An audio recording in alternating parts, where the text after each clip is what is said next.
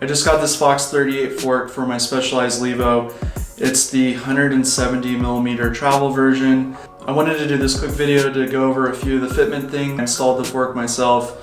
It's super easy, but you do need to order a few special parts, and there's a couple considerations with things like cutting the head tube. I'm not going to go into the specifics of why I bought this certain fork or go into the technical details of it. There's other good videos out there regarding that, so I'll leave those to those other people.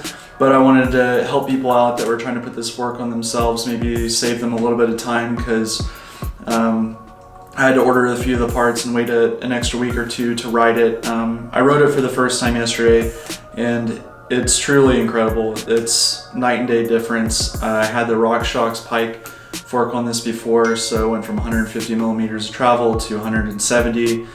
Also, one last thing, when I put this on, I added one volume spacer, so there are 3 volume spacers in this fork. I thought that worked perfect.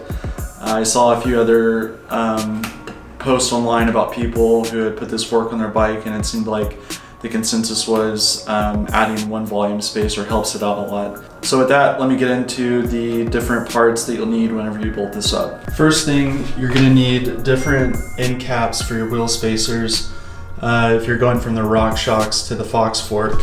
The ones that are on the RockShox version are the end caps are too wide. The Fox fork has narrower dropouts where the wheel comes out of the fork.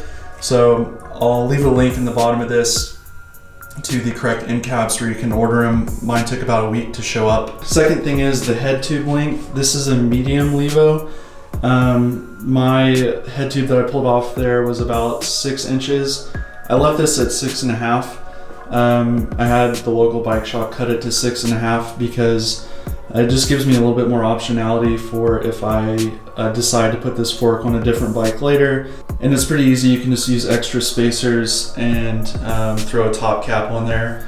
The one thing with this though is that the SWAT tool that comes stock in these Levos didn't fit with this longer head tube. So I had to go to a normal top cap, which is fine. I usually carry a little bell around with me when I ride, so I'll just put the SWAT tool in there and use it that way.